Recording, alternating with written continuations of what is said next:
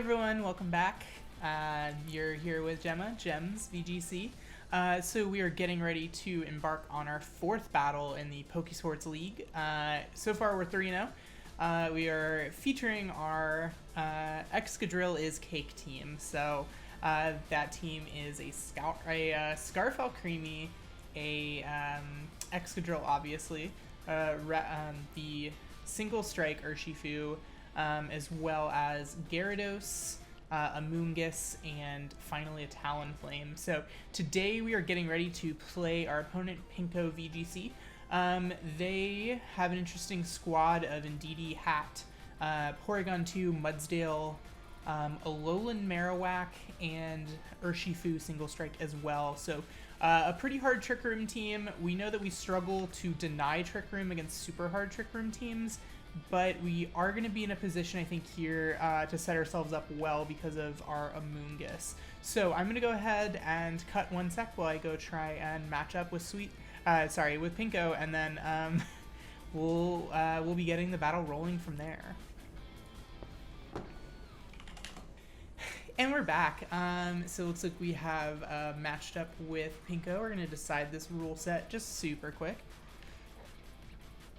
Series 5 rules. Alright, so again, our Excadrill's Cake team, everyone has the correct items.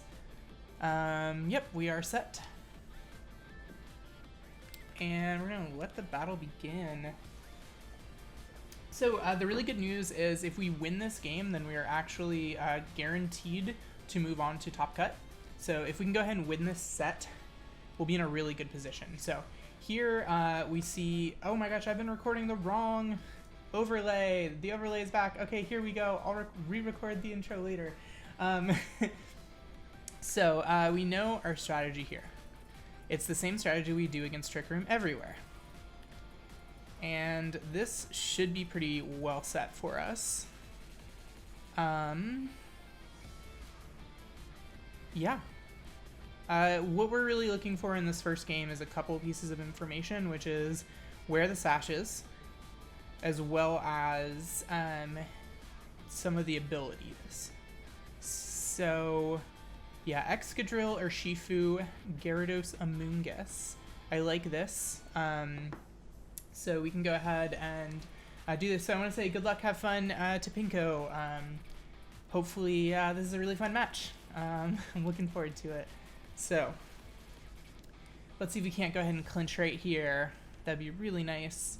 The leads, I'm expecting Indeedee Hatterene right here. Yep, Indeedee Hatterene. So we're going to get some information, such as where's the sash, and,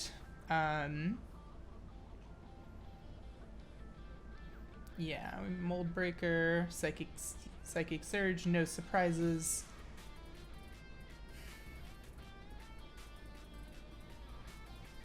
So, what I'm going to go ahead and go for right off the bat is a Max Steel Spike into that Hatterene, and a Wicked Blow directly into that Hatterene. So, no use in overcomplicating this. We know our strategy, and all we got to do is go ahead and execute on it. So, if it's Sash and Indeedee, that's kind of the worst case scenario for us, but we'll have learned that in game 1. The only thing that I'm scared of them Dynamaxing is that Hatterene. So, and it's especially if the Hatterene's carrying any kind of... Oh, they didn't go for Follow Me? Oh my gosh. We're going to go ahead and right off the bat here, deny Trick Room. Potentially they have Porygon 2 in the back and they were going for some kind of double expanding force shenanigans, but... yeah, that is a big, that's big for us, not gonna lie. They Mystical Fire us, not a great play, because now we are +1 defense, and we are +2 on our attack, with our Sash still intact on our Urshifu. I don't understand that play. But I don't know, if they have Porygon 2 in the back, that's one potential, and no, they don't have Porygon 2 in the back. So there's not a whole lot that this Indeedee is doing to threaten my Urshifu. We're just going to go for some continued defense boosts right here. I really want to fish for that sash and figure out where it is. My guess is if they follow me, though, we're going to find out that information, and if they don't, we just pick up a KO into Mudsdale. They're going to go and Dynamax as Mudsdale, which is the right call. We're going to be at +2 before they get an attack off. Probably their best case scenario will be to... actually, I think I may have made the wrong decision here. We'll see. There's no attack that they can do from neutral. It's going to KO me at +2. And the best that they can do is double into the Urshifu. Okay, so this is going to give us information on the sash. We go for the Wicked Blow. And it is not Sash and DD. That is really good information for us for Game 2. So what that tells me is that we can continue with this strategy for Game 2.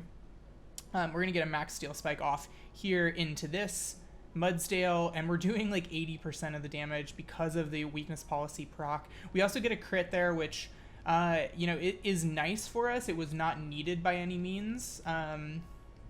So they're going to go for the Max Knuckle here into a +2, and we're actually going to go ahead and preserve our Sash on our Urshifu. We'll see what the last Pokemon they bring is. If it's Porygon 2, then maybe we go ahead and leave in Urshifu and we go for the close combat.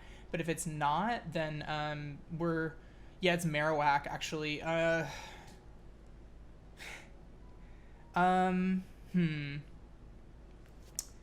We could just go for game. This should be enough to go for game, actually.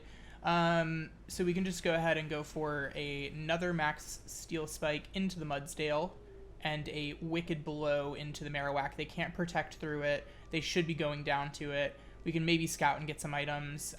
They don't know the item yet on my Urshifu. The only thing that they have is that my Urshifu, or that my Excadrill's Weakness Policy. So I like our information. Yeah, that's just a one-hit KO. I like our information preservation from this, as long as they don't get enough. We should just, yeah, they didn't go for a max guard or anything, so we're set. All right, so that takes game 1. Game 2 adjustments. My guess is they probably go for the Follow Me Trick Room, which means we just go for this exact same play. And we still have Gyarados and Moongus in the back. And I don't know how they can beat that. Follow Me Trick Room from a Porygon 2 is scarier. Let's go ahead and receive their Leeg card. We could...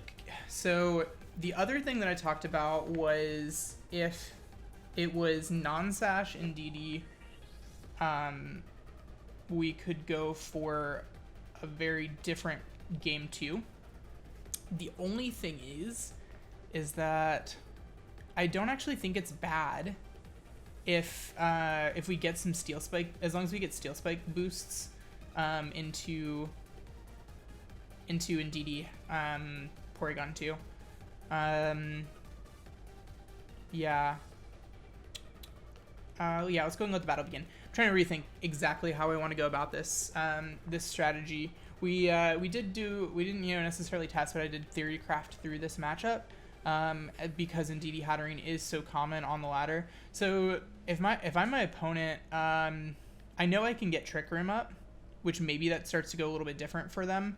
The fact that it's on the hat tells me that, well, we don't know that it's on the hat, actually. It could be on the Urshifu. But we're just going to go for the same lead as last time, and we're also just going to continue to bring Gyarados and Amoonguss because it's just going to... it's definitely going to go ahead and put us in a really strong position. If they get Trick Room up, we underspeed the Marowak. So, that positioning is good for us. We can go for a max guard into a... Yeah, let's see. We can go for a max guard into switching in Amoonguss, and then we can Spore max Steel Spike the turn after that. Yeah, because we're going to take... If this Hatterene is in fact Sash, we'll take it down to Sash. Let's see if they led the P2 strategy here. Nope, they just lead Indeedee Hat again. So I'm feeling good about our positioning. we go with our exact same game plan here.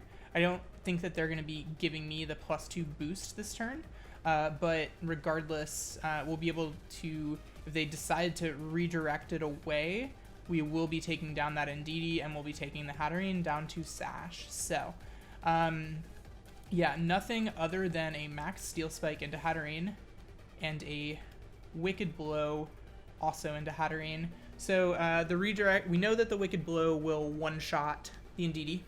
And if the Hatterene is Sash, which I presume that it is, this will take it down to Sash, and we'll get +1 on our defenses, which is a really good positioning for any of our Pokemon.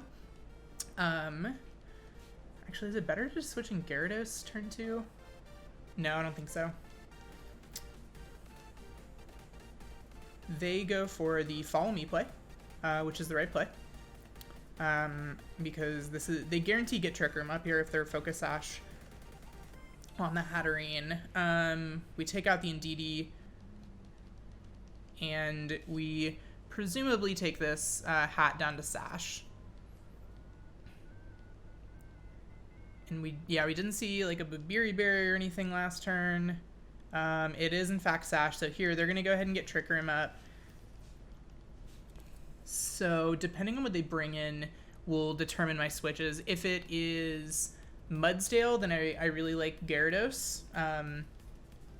And if it's Marowak, then actually, how much does a Max Flare do into Excadrill from -1? That's a question.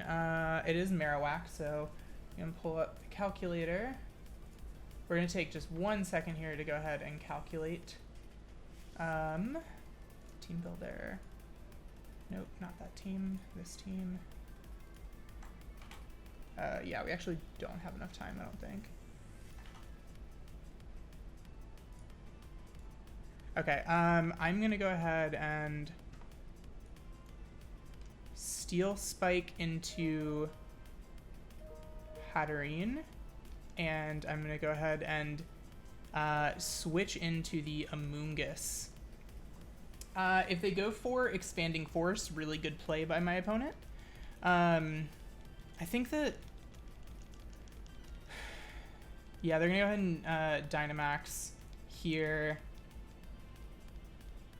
We should pick up the KO on Hatterene. My guess is they go for a Dazzling Gleam in the face of an Urshifu. They want to go ahead and take that down. But if we're able to go ahead and put this Marowak to sleep, anything short of an Expanding Force right here, yeah, Dazzling Gleam. So we should be super safe on our Amoonguss. They go for a Max Knuckle. Into Amoonguss. Okay, we are in really good positioning here. They're trying to boost their attack. So we pick up the KO into Hatterene, and then we're just going to be able to spore this Marowak next turn and pick up the KO with a Max Quake. Or we can go for another Steel Spike boost into the partner, which I'm going to have to guess is probably the Mudsdale. So we'll see, though. Yeah, it looks like they were, yeah, it's Mudsdale. Urshifu kind of hard counters Mudsdale, so I don't know. Amoonguss a +1 defense, though, feels kind of nice. So we're going to go ahead and max Steel Spike the Mudsdale. We're going to go ahead and go for Spore into that Marowak.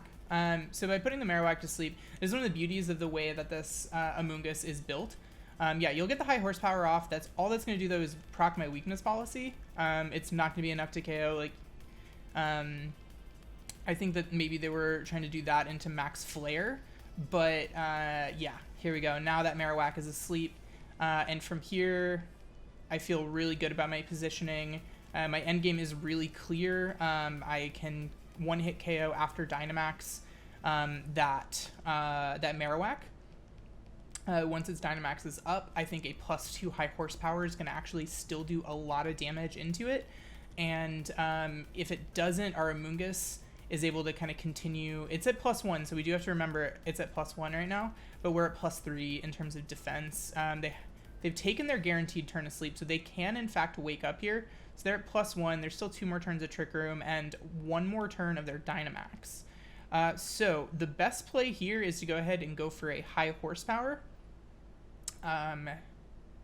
Yeah, so it's high horsepower, and then it's not Spore. It could be Rage Powder, because if they do wake up and go for a max flare, wait, yeah, how many more turns of Trick Room are there? There are 2 turns of Trick Room, yeah, so this is our best play by far.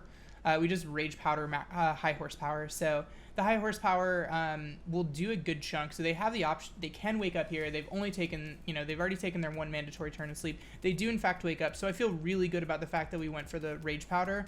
Our Moongus will go down. What we'll do in this scenario is we'll just switch in our Gyarados to get the Intimidate down, and we'll double Protect to stall out the last turn of Trick Room. And we actually don't need to do that. A +2 high horsepower is going to be enough. That critical hit, I don't actually think mattered. I can double check for, just for, let's say it's, yeah, max HP for my Excadrill, custom set, +2 high horsepower into Dynamax. It's a roll without that, but we had a guaranteed win con and just double Protect and ending it from there. So good games to my opponent Pinko.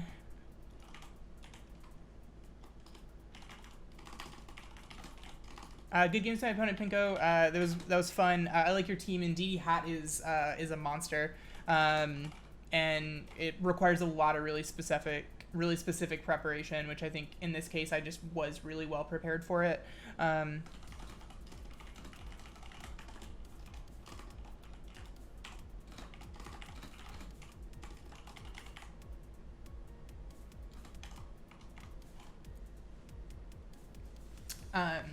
But yeah, good games again to Pinko, and yeah, so I believe that set actually wraps us up. We're going to be going into Top Cut. We have 1 more game against Swede, and from there, we are in a really, really strong positioning.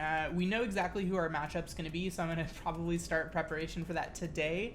This is originally recorded on Thursday, July 22nd, and I think that the second round of the league, or the top cut of the league, begins on Saturday. So, yeah, thanks everyone for coming out. If y'all enjoyed the battles, if you go ahead and leave a like, that would be really great for me, and that would really help out the video so that more people can see it.